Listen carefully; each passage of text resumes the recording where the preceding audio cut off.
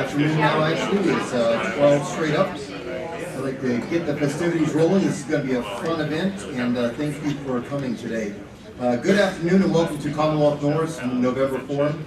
Thank you to today's registration volunteers, Carol Anderson, Paul Myrop, for helping us today. I'm Terry Smith, President of Commonwealth North, and please take the time to silence your cell phones. Well, thank you again for joining us today for a spirited debate on whether the permanent fund should be constitutionally structured as an endowment and what that change could mean for Alaska's finances and dividend program going forward. The permanent fund was created by voters in 1976 and has matured over the past 43 years, growing much faster than expected. It is now a world-class fund with investment opportunities that were not available during its formative years. While the fund itself is established in the Alaska Constitution, the annual draws are prescribed by two statutes. One statute uses earnings to calculate the annual dividend. Another uses a percent of market value formula to calculate an annual draw. This earnings-based approach is counter to how endowments are managed. Nearly all endowment funds utilize an annual payout calculation based on the market value of the fund. I'll leave it up to our debaters to detail the advantages and disadvantages of an endowment model. Should Alaskans decide to make the change, the Constitution would need to be amended, which requires a 2/3 vote of the legislature to place it on the ballot for a vote of the people. For additional information and Commonwealth North's previous study of this subject, I recommend you download our report at a crossroad, the Permanent Fund, Alaskans and Alaska's Future. It is available at commonwealthnorth.org. At this time, I'd like to introduce our head table. To my left, Mr. Scott Goldsmith, Professor Emeritus of Economics and former Director of UAA's Institute for Social and Economic Research, ISER. Scott will be stepping in for Ralph, who I'll explain here in just a little bit. Ralph Townsend. Ralph is the current director of ISER and is also a member of the Commonwealth North Board. Ralph broke his leg last night and is recovering. I understand that there might have been surgery involved, and we all wish him a speedy recovery, and please send him your well wishes. And thank you, Scott, for stepping in as a debater. Gunnar Knapp, Professor Emeritus of Economics and former Director of UAA's Institute for Social and Economic Research, is to my right. Craig Richards, Chair of the Alaska Permanent Fund Board of Trustees, former Alaska Attorney General, and also sits on Commonwealth North's board. Please help me welcome our head table.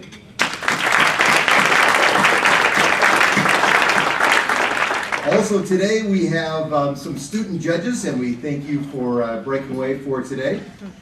These student judges come from Lumen Christi High School debate team. They are Emily Ross, Veda Michelson, close, okay, Garrett Renfro, John Moses, and Jack Murkowski. Please help me welcome our student judges. We thought it would be valuable to invite students to the debate to hear which arguments they find persuasive. After all, they are our future beneficiaries of the permanent fund, and their generation may be asked to make important decisions about the fund's future.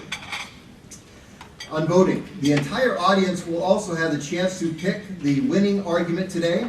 Get your cell phones ready, but on silent, and in a moment, Scott Goldsmith will ask you to text your vote on today's topic.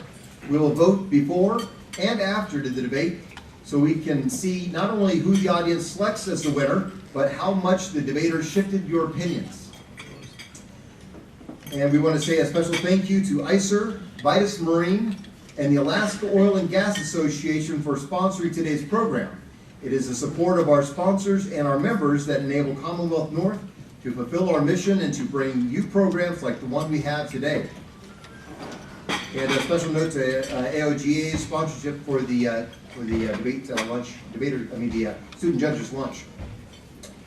Commonwealth North was founded to provide a nonpartisan public policy advisory organization to help our residents better understand the most complex topics that impact our state, ranging from the gas line, healthcare, education infrastructure, energy, fiscal, and now food security. Our mission is to bring forward public policy recommendations from the experts in that field that are in the best interests of all Alaskans. We fill a unique and nonpartisan niche that provides Alaskans with access to policy makers, frank dialogue, and continual civic engagement. We bring clarity to issues free from political bias and advocate for thoughtful, deliberative development of public policy. Governors Bill Egan and Walter Hickel founded the organization in 1979 to bring together Alaskans who cared about Alaska and its future. These political opponents knew Alaska needed a clearinghouse to exchange ideas and help provide a venue for emerging leaders as they prepare for public service. Every day we see examples of extreme partisan language and actions that create barriers to good discussion and building relationships. We need your help to participate by attending in our study groups and providing your financial support for underwriting our educational activities. Would the members of Commonwealth North please stand? I'd like to thank you for your membership and the tremendous work you've done to help educate Alaskans and public policy leaders on Alaska public policy challenges. Thank you very much.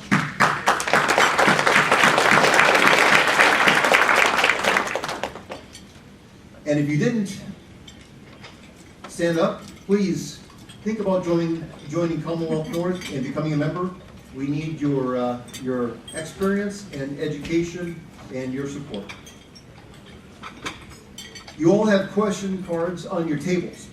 If you have questions for our speakers at the end, I'll be collecting them.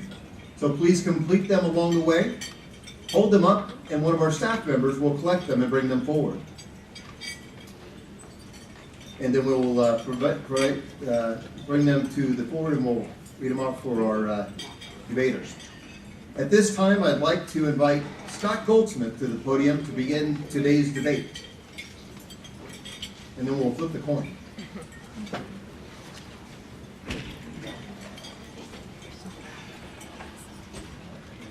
Thanks, Terry. I apologize, I had a little cold this morning, so please bear with me. Originally, I signed up to be the moderator of this debate, so I didn't think I'd have anything to do. As you've heard, there was an accident last night at the Diamond Center ice rink, and Ralph will not be here with us. So I was asked to step in and take his spot on the program as a debater as well as a moderator. So I have two hats. Well, I have one hat and one non-hat. So I'm going to put on my moderator hat to begin with, and I think the first thing that we need to do is look at what the question is that's being resolved today. So if we can have that. Okay. Be it resolved. You can go back. Be it resolved. You can see the question is up at the top there. I'll read it out. The Alaska Constitution should be amended to specify that the permanent fund should be managed as an endowment with a limited and sustainable annual distribution. Pretty straightforward and simple. I'll let you think about that for about 2 seconds, and then I'm going to ask you all to, those of you who have a phone and care to, ask you to vote on that resolution.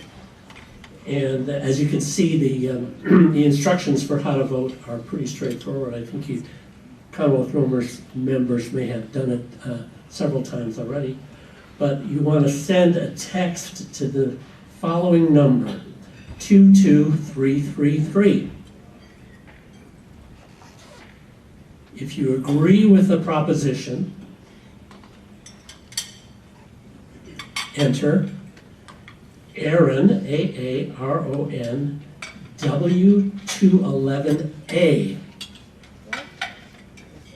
And if you disagree, Aaron, W211B.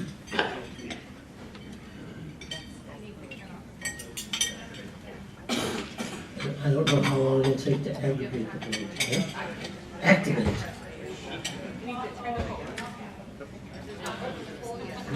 All capitals. Here we go. Sorry, try to get close. Okay. We didn't activate the electronics. So let's try that vote a second time, if you will. If you agree with the resolution, I guess it's still being activated.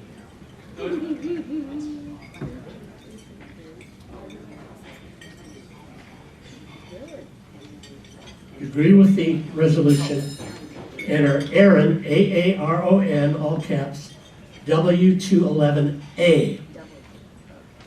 If you disagree, enter Aaron, A-A-R-O-N, W211B.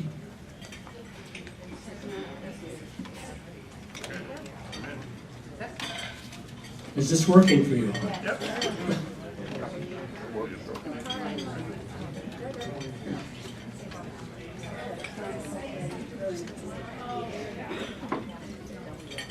Any problems? Be sure to put the space in before the A or the B.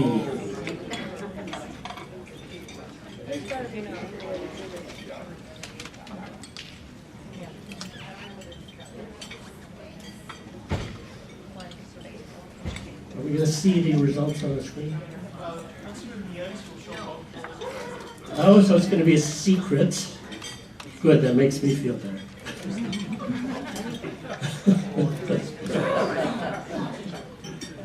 Okay.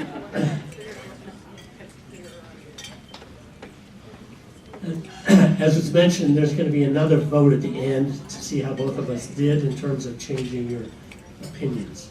Well, in my role as moderator, I did have a few comments I wanted to make before I turned it over to the debaters. First, I wanted to introduce the debaters, which has already been done. Just to mention that all three of the debaters today, all three of the debaters and the moderator are economists. And this program investigates a critically important question, but just as important, it represents a fair and balanced, I hope, analysis of a public policy issue, something that's sorely lacking today. What you hear today will be fact-based, not politically biased, without name-calling or shouting, and without ad hominem or specious arguments. A debate between economists could go on for hours, of course, but I have limited each side to 10 minutes for presentation and rebuttal. You'll be happy to know. That should leave a few minutes for questions from the audience at the end, and then each debater will have 2 minutes at the end to wrap up with a closing argument. And then after post-debate audience vote, there'll be a short response from our guests from Lumen Christi. There's a lot of ground to cover, so let's get started. The first order of business, however, is to decide which of the debaters will take which side in the resolution. So in order to do that, we're going to have to draw from, we're going to flip a coin. Yes. Okay. So the heads is the PCA logo and the tails is the oil rig. You can choose. It is heads. And It looks a little spooky, right? Okay. Gunnar is going to be for the proposition, and I'm going to be against the proposition. Okay. So, I'll give each of the debaters a moment to collect their thoughts, and I'm going to provide a little bit more context. If we can move on to the next slide. Thank you. There at the top again is the debate resolution, just so you can keep that in mind. And then the Alaska constitutional amendment that specifies the establishment of the permanent fund itself. And I think it neatly falls into three parts. The first being at least 25% of all mineral lease rentals, royalties, sale proceeds, federal mineral revenue sharing payments and bonuses received by the state shall be placed into a permanent fund. So that's the money in. Where does the money come from? Second is the principal of which shall be used only for income-producing investments specifically designated by law as eligible permanent fund investments. That's what we do with what we've got in the permanent fund. And then the third part is all income from the permanent fund shall be deposited in the general fund unless otherwise provided by the law. So that's what we do with the income that we earn off the permanent fund. And it's pretty straightforward, simple establishment of what seems to be kind of a savings account. Okay? And as is mentioned, from a modest beginning in 1977, when you may recall, or you may not, the price of oil was $5 at the wellhead. The fund has grown dramatically and now is a little bit over $66 billion. But as the fund has grown, its structure has become complex, convoluted, and cumbersome. The fund is actually divided into two accounts, only one of which is called the principal. Okay, the total fund value equals the principal plus this other account called the earnings reserve. And each of these accounts has a number of moving parts. I won't get into the details of that, it's pretty complicated. Because the fund now holds many different kinds of assets, income can be characterized in a number of ways, like statutory income, realized gains, and so on and so forth. And finally, the allocation of income among competing demands is neither clear-cut nor consistent. This was not much of a problem when oil revenues covered the budget, so that we could sock away some current income after paying a dividend. But now, the fund income is paying for a large share of public services. We have a tug of war, not only between paying for government and paying a dividend, but also with other uses of fund income, like inflation proofing, reinvestment to principal, and holding reserves against the possibility that future income would fall short of expectations. In spite of these complications, however, the permanent fund has served us well. But now that the rainy day we have talked about is here, we need to make sure the permanent fund is ready to meet the challenges of this new future. One obvious question: is it time to revisit the constitutional basis for the permanent fund? Well, let's hear from our two experts. So let me turn it over to the expert who is actually prepared to give the pro side of the argument. Okay. Well, hi folks. My name is Gunnar Knapp. I'm a professor emeritus at the University of Alaska Anchorage Institute of Social and Economic Research. And it's a real honor and privilege to be here, and I especially welcome our young people and thank you for coming to listen to this very important debate and offer your perspectives. We are at a critical time in Alaska's history, and we are faced with critical choices. And one of those critical choices is whether we will now ensure in the Alaska Constitution that we manage the permanent fund to provide a sustainable and stable fiscal foundation and future for Alaska. That is the choice that the Permanent Fund Board of Trustees argued for in 2003 when they passed a resolution urging the legislature to approve a proposal for, quote, a constitutional amendment that would implement a percent of market value spending limit mechanism that would provide an annual distribution from the fund that is predictable and limited. And that recommendation is even more important today. Now, to understand why we critically need to make this choice, let's review where we've been, where we are, and where we might be headed. Since oil began flowing through the pipeline more than 4 decades ago, which incidentally is longer than most Alaskans can remember, we've received enormous oil revenues. And those oil revenues allowed us to fund generous state services, pay minimal state taxes, and also grow a $67 billion permanent fund, and share half of the fund's earnings among Alaskans as dividends. But times have changed. Times have really changed. Our oil production has fallen by 3/4. And while world oil production has grown and driven oil prices down. And as a result, our oil revenues have fallen drastically, and on top of that, our population has grown significantly. We have not faced up to the hard choices that we now face in Alaska due to the drop in our oil revenues. For the past 5 years, even though we've made major cuts to our spending, we've still spent far more than our traditional revenues have brought in. And we've paid for it by draining almost all of our savings outside of the permanent fund. Luckily, as our oil revenues have fallen, the permanent fund has grown dramatically, and the fund's earnings have grown. And they are now more than our oil revenues. And these permanent fund earnings can be a new, sustainable, and far more stable source of revenue for Alaska.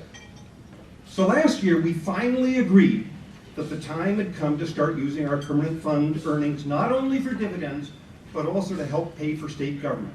And we passed legislation, SB 26, which provides for annual sustainable distributions from the permanent fund, equal to about 5% of the average value of the fund over the past 5 years. And we can allocate those distributions between government and dividends however we may choose. And that distribution, which is almost $3 billion this year, is funding well over half of this year's unrestricted general fund budget. Now, SB 26 was a very important step towards providing a sustainable and stable foundation for our state's finances. But it wasn't enough. The risk is simply too great that having started to draw significantly more money from the permanent fund, we won't be able to limit ourselves to sustainable draws. Let's be honest with ourselves. For 5 years, we have simply not been able to resolve the standoff between those of us who don't want any more cuts to government, and those of us who don't want any more cuts to dividends, and those of us who don't want to pay any taxes. And so we've kept on drawing from our savings. And even this year, with the SB 26 draw of almost $3 billion in permanent fund earnings, we've still drawn hundreds of millions of dollars from other savings.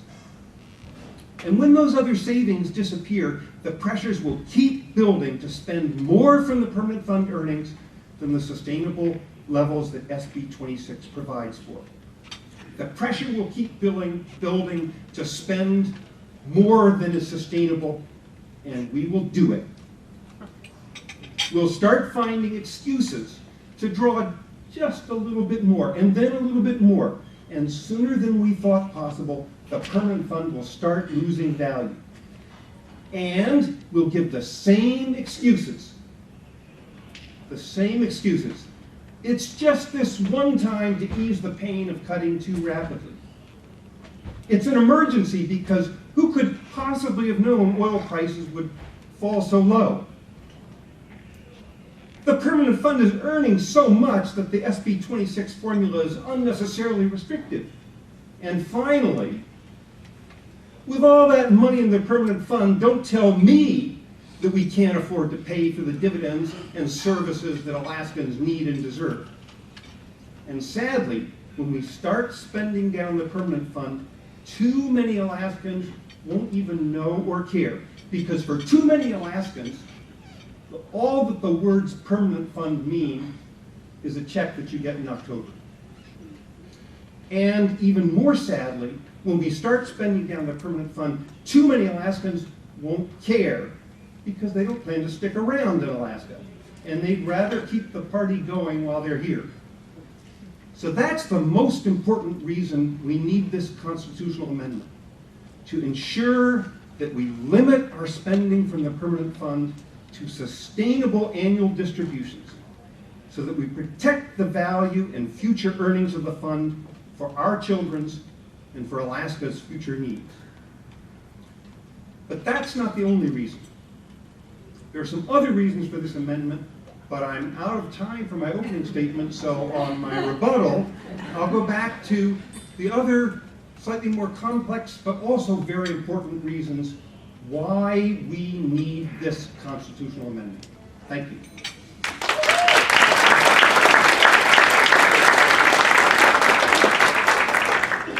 I give up. This guy was prepared.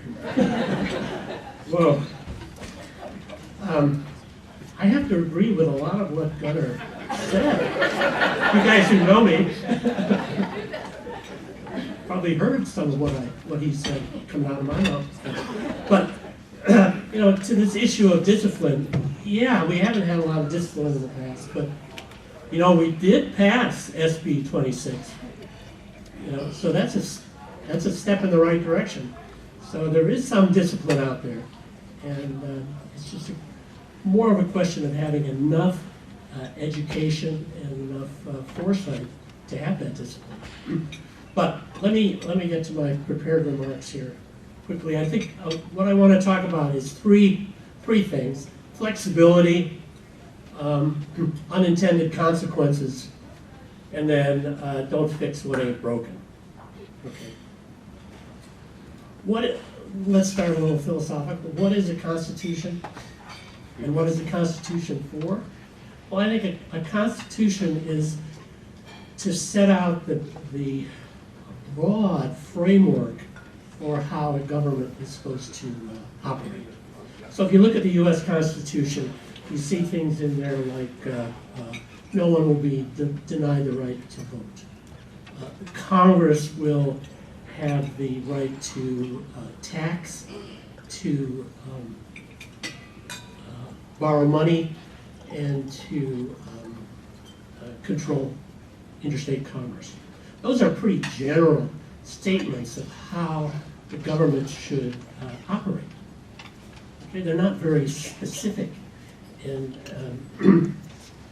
they're, I think, not specific, and the fact is that they have sort of served us pretty well, because if you look at the U.S. Constitution, over the course of more than 200 years, we've only had 27 amendments. So, the original framers did a pretty good job. And I think part of what they did was they in most cases, didn't get very specific. But there were certain things that everyone agreed on, certain things that everyone knew they wanted, and they were broad enough so that it was certain they wouldn't change over time.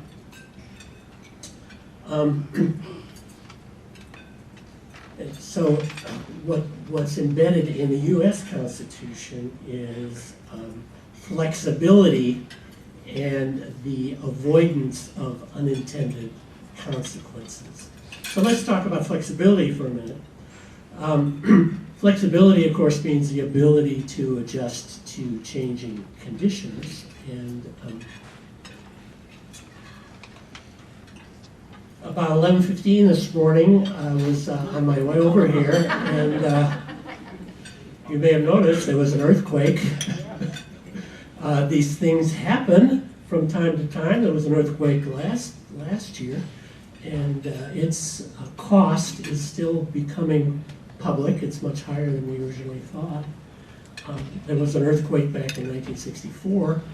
I don't recall seeing any price tags on the cost of that earthquake to the state of Alaska. Of course, the state didn't have very much money at that time. Fortunately, the federal government was able to help out. But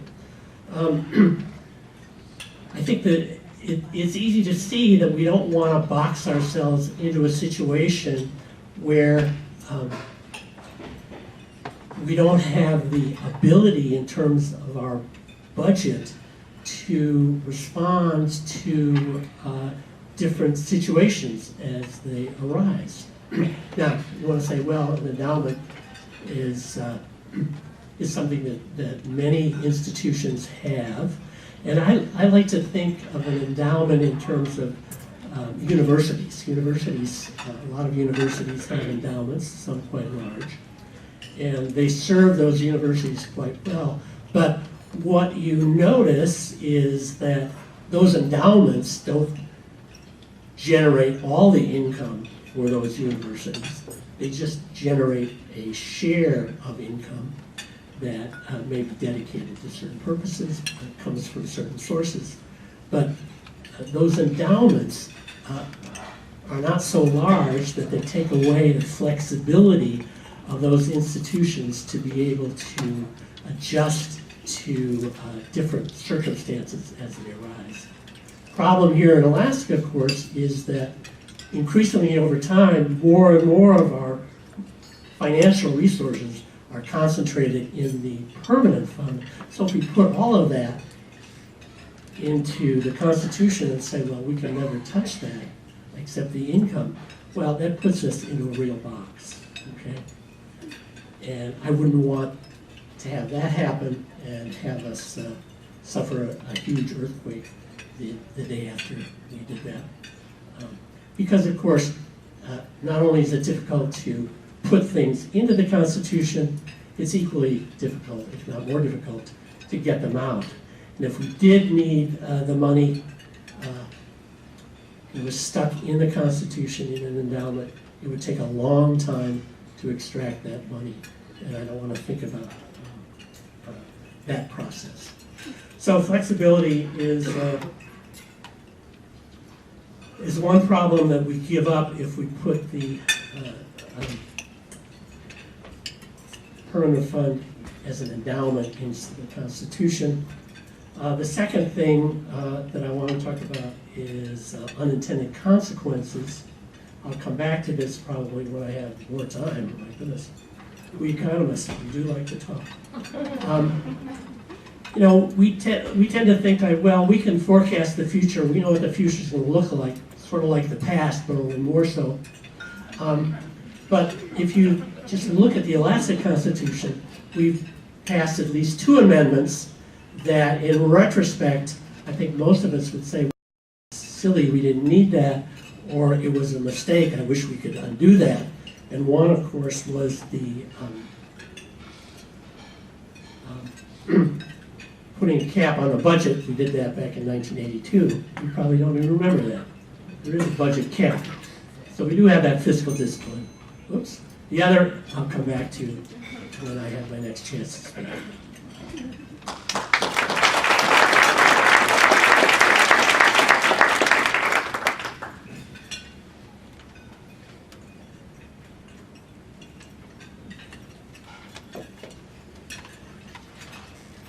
Scott talks about flexibility. He says, we don't want to tie this up so we can't get at it. The proposed constitutional amendment would give us at least as much flexibility as the current constitutional language, which states that the principal cannot be spent. This proposed amendment would give us no more or less flexibility than we currently have. What it would do is allow for a far more rational way to manage this critical permanent fund investment that we have. I want to go back briefly to the other critical reason that we need this constitutional amendment. This is more technical and harder to explain, but also very important. It has to do with fixing problems that result from this constitutional language that created the permanent fund and how we've interpreted that language in managing our investments and withdrawals. And the simple version of that language is, well, there's the principal and the earnings, and we can't spend the principal, we can only spend the so-called realized earnings.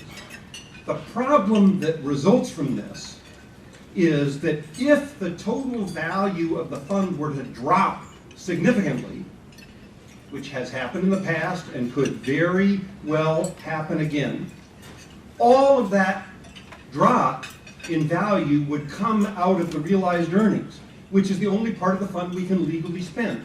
So, if we had a significant drop in the value of the fund, we could end up without enough realized earnings to suspend the sustainable amount SB 26 allows for. We could even end up without any realized earnings available to spend, no matter how much we might be depending on it to pay for government or dividends. Now, other big endowments don't have that problem because they don't make this unnecessary artificial distinction between principal and earnings. And that allows them to continue responsible draws even when markets turn temporarily downwards.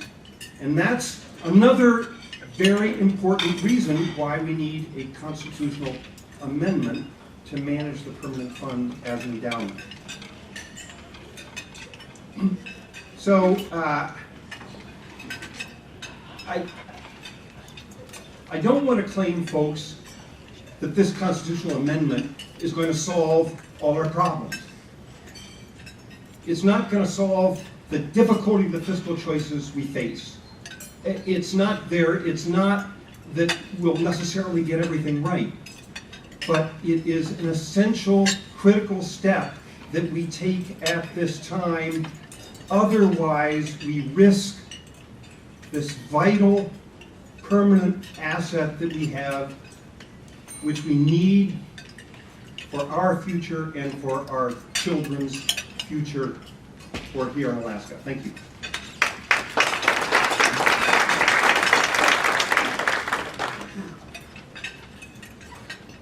Okay, look at the total fund value. Contributions, the principal, $54 billion. Contributions are $47 billion.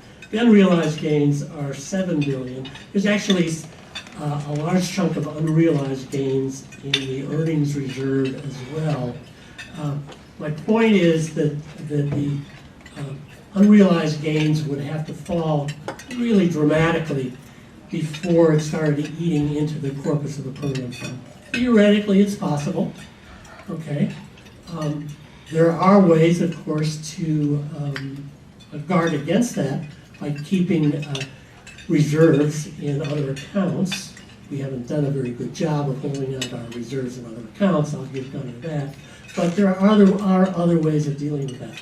Anyway, let me get back to this question of unintended consequences. The second unintended consequence that I want you to just be aware of, Gunnar might mention it himself, is the constitutional budget reserve, the way it's set up. It was set up so that we would have more fiscal discipline, but the way it's been, the way it was set up, it just doesn't work that way because of the required 3/4 vote to extract funds from it requires log rolling and actually increases spending by the legislature. So that didn't work out quite the way we thought it was going to.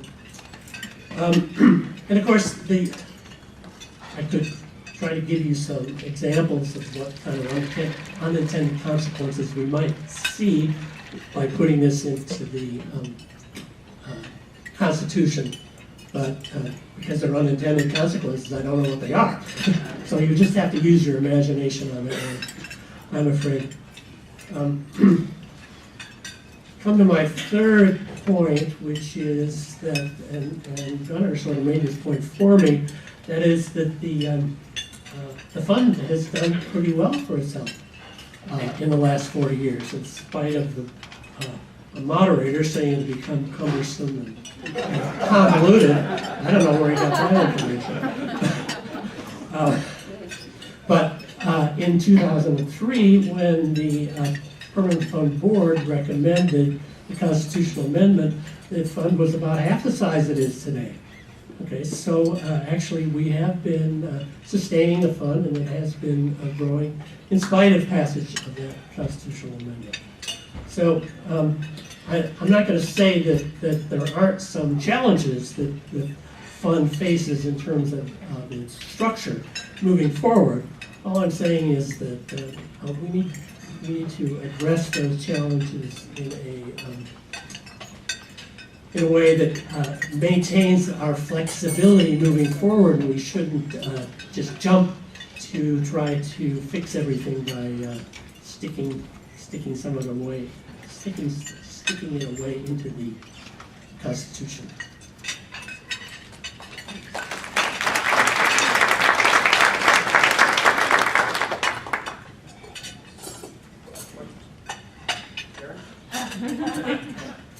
this is the time when we're supposed to ask for questions from the audience.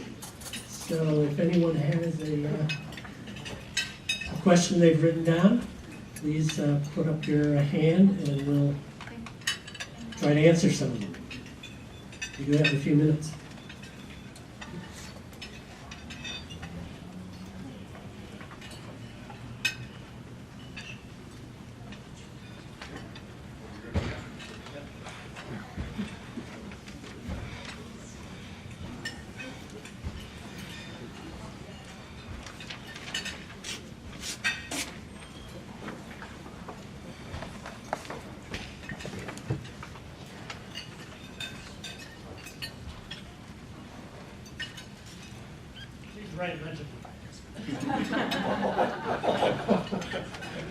So this question reflects on the Constitution allows the legislature to initiate a constitutional amendment with a 2/3 majority of each house.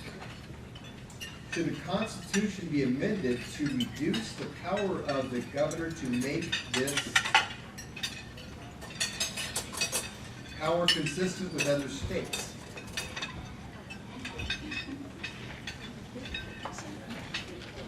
Not sure how that.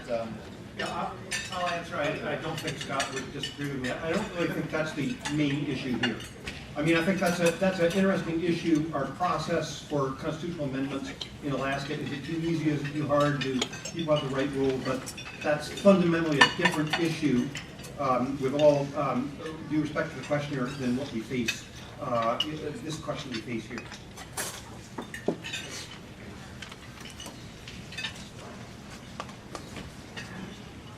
I'd like you both to speak on this one. Would it be easier to just get rid of the PFD?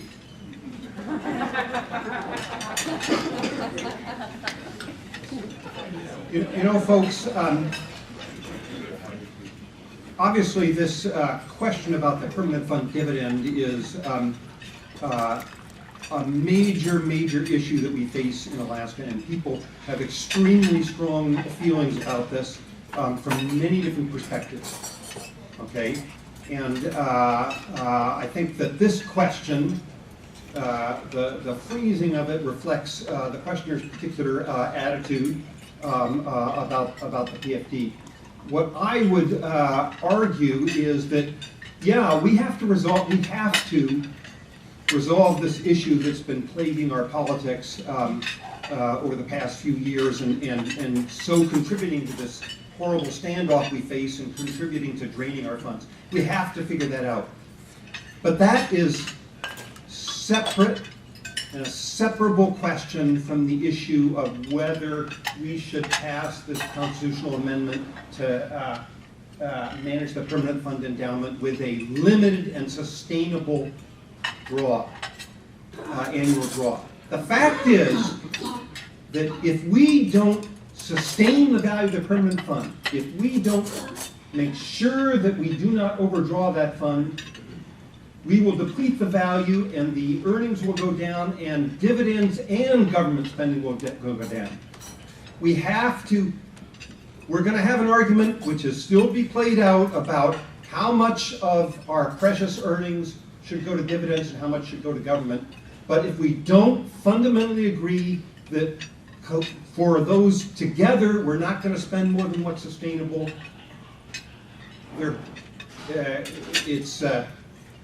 that's the worst possible scenario. That's why regardless of how you feel about dividends, you should support this constitutional amendment. Four reasons I think that we need to have a dividend. First is that, going back to Governor Hammond, he saw this as a way of sharing the wealth from petroleum with all Alaskans. I think that's a strong argument. Secondly, from a national perspective, it helps to equalize the distribution of income, which I think is a major problem looking forward for this country and for this economy. Third, it is a bulwark to help protect the permanent fund corpus. To a certain extent, one can argue that as long as people are getting a dividend, they're going to have some interest in the corpus of the permanent fund, make sure that it continues to exist. And fourthly, it helps to instill discipline in our budget-making process. Thank you. And there's been a number of questions regarding emergencies. So, do other endowments have ways to access funds in an emergency? Yes. If this went into the Constitution, it would be a lawyer's holiday. I mean, they would have great fun with defining what is an endowment. Okay, I just looked briefly at Googling endowment, and there's a lot there. So it's not clear to me. Again, I call your attention to the fact that at the moment, do you see any emergency clause in here? There's no emergency clause in here that says the principle shall be only used for, if we have a 9.0 earthquake, we can go into that principle. If you're really concerned about access to funds, if we have a 9.0 earthquake or if the pipeline blows up, then you may be, well, that might be another reason why you might want a constitutional amendment that could provide an opportunity to provide for a way to deal with such an emergency. I'm getting into this. If that earthquake this morning had been a 9.1, we have 14 billion sitting in the earnings reserve today. That's part of the permanent fund, but would be available immediately to help pay for reparations. Some of the earlier comments, your responses actually touched this one. What do you think the courts would say and interpret on the terms sustainable and limited? We know it's going to be an attorney's field day, right? So at the end of the day, do you have any comments more to those concepts and how they're going to be interpreted? And could this stop? What are the consequences of that kind of challenge? I'll actually concede that I think that this interpretation of the word sustainable and limited is probably going to be the biggest challenge in drafting such a constitutional amendment. Okay, this is a concern in how do you do this so that it doesn't become a lawyer's field day. But that doesn't mean it can't be done. And the essential way is to, in a sense, assign that responsibility to determine what sustainable and limited means to a designated group of experts, financial experts on this topic, who have the independent ability to define that in advance. But this is something that's going to have to be worked out. This is probably the weakest argument, but I strongly believe that the other arguments in favor of this overweigh this concern. We've been bumbling along for 40 years, and what do we have? We have limitability and sustainability of our permanent fund today without the constitutional amendment. Why do we need to make things more complicated and give the lawyers another chance to make money? Why? Why? Because oil production has fallen by 3/4, because oil prices have fallen, because we have drained all our other funds, and because now is when the permanent fund is really starting to face this pressure, which has never been there in the past, because there was always the potential to go to other funds.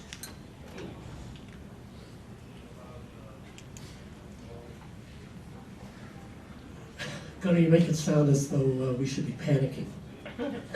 I certainly think we should be concerned. I think we've been, many of us have been concerned for a long, long time. more and more people are becoming concerned every day. And I think we have made some progress. SB 26, I think, is a great step in the right direction.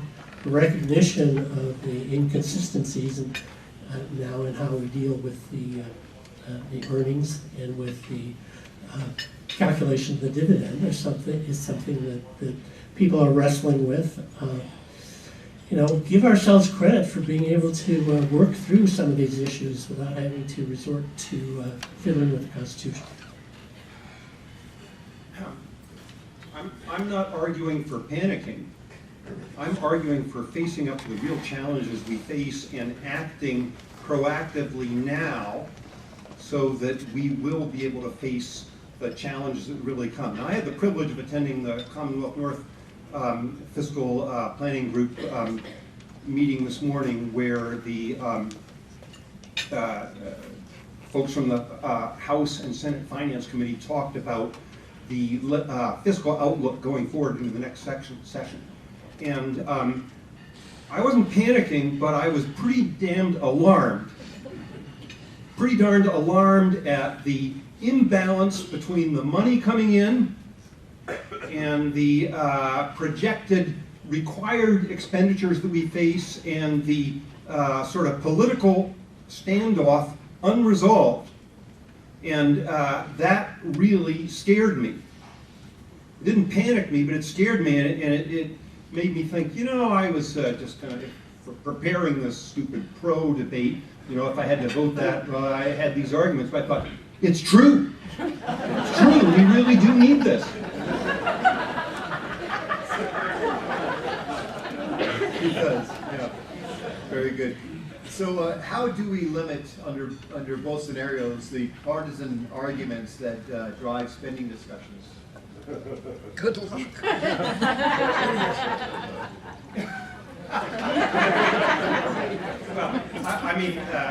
Well, let me echo the pitch of the organizers for you folks to all join Commonwealth North and other organizations that promote informed discussion, of which this debate isn't going to look for something better, but go for look for. Just start doing it. Start informing ourselves. Encourage every organization you're part of to do this, and we have a long way to go still to inform all of ourselves about the reality of the mechanics of our different funds and so on, as well as the options that we face. And maybe as a country too, we have a lot of work to do to get better at listening, to listen to the people in the other bubbles, and work together. I think I'm encouraged by a number of very capable people in the legislature who understand that and are talking to each other and are working together. I would just say that Gunnar and I clearly agree that times have changed, and perhaps we need to think about changing the structure of the permanent fund and the dividend to deal with the changing times. Problem is we've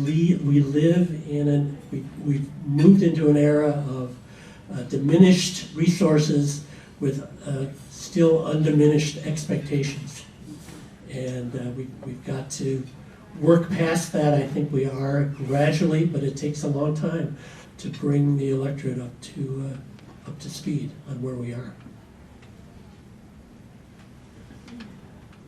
Well, very good. Well, we are through this section. Do we want to coordinate a vote or any other brief closing statements? Closing statements? There you go. Okay.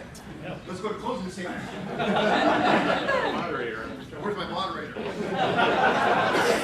All right, he left the room. Closing statements. Let me just say that Gunnar and I agree on a lot. We agree that there is work to be done in looking at how the permanent fund is managed and structured, and how the income from the fund is determined and how the income is used. These are all important questions that we need to address moving forward. We didn't have to think about them so much when we were just as the moderator said, socking the money away, but the rainy day has come. We didn't think very much about it beforehand, but that's just human nature. Now we have to think about it, but let's not act, I don't want to say panicky, but let's not act inappropriately in putting something into the Constitution that doesn't belong there. Let me just finish by reiterating what the Constitution is and think about what's currently in there and what's not in there. I mean, if the founding fathers had put the Federal Reserve Board in the Constitution, I hate to think of where we'd be today. Thank you.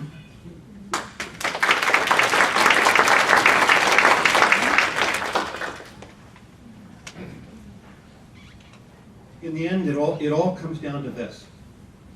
Unless and until we take unsustainable draws from the permanent fund off the table, we're not going to really and finally face up to the hard choices we face between spending, dividends, and taxes.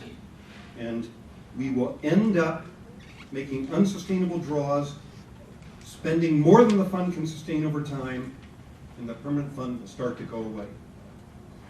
You know, remember the old bumper stickers, please God, give us one more oil boom, and we promise this time we won't piss it away. You know, if you think about it, there's a lot of ironic wisdom in that bumper sticker, right? That people who wrote that bumper sticker and the people that are on their bumpers, they were making a statement that acknowledged a flaw in our society and our decision making that we were dealing with. And I really, really worry that if we don't do what this resolution says and adopt an endowment, put the into the Constitution managing it as an endowment with a limited and sustainable annual distribution, we're going to have to switch to another bumper sticker. And that's going to be, it's another bumper sticker that also shows a lot of ironic wisdom. It's the bumper sticker you see on those Winnebagos that the old tourists are driving that say, we're spending our children's inheritance. Thank you.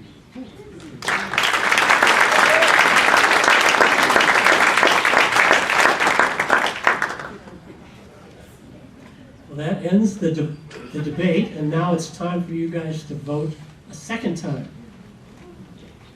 So I think we're all set, so just take out your phones and make your votes.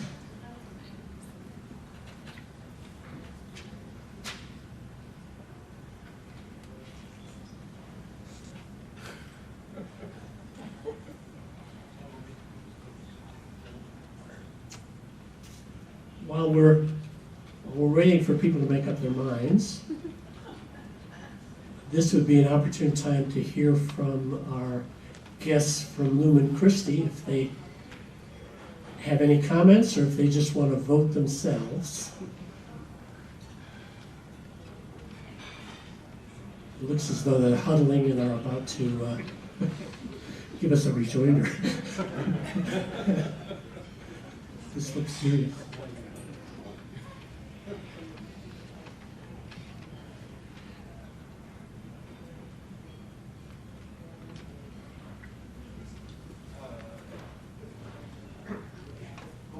While they're huddling, let's get the results.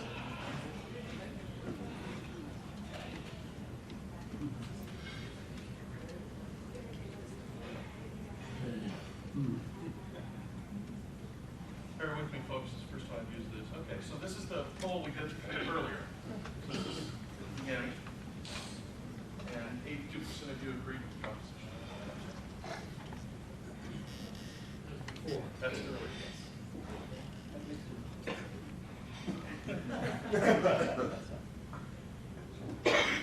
So here is the current vote.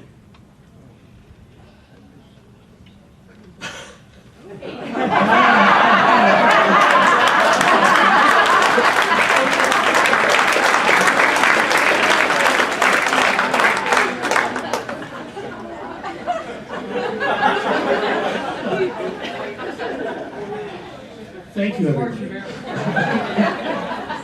Do we have some comments from?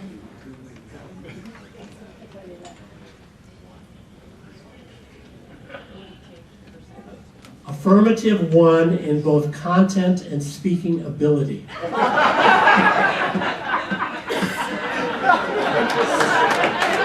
Okay, we'll split the difference.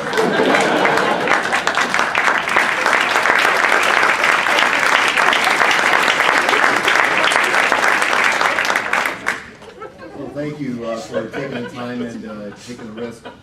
Thank you for all our panelists. Thank you also to ISER, Vitus Marine, and Alaska Oil and Gas Association for sponsoring today's programs.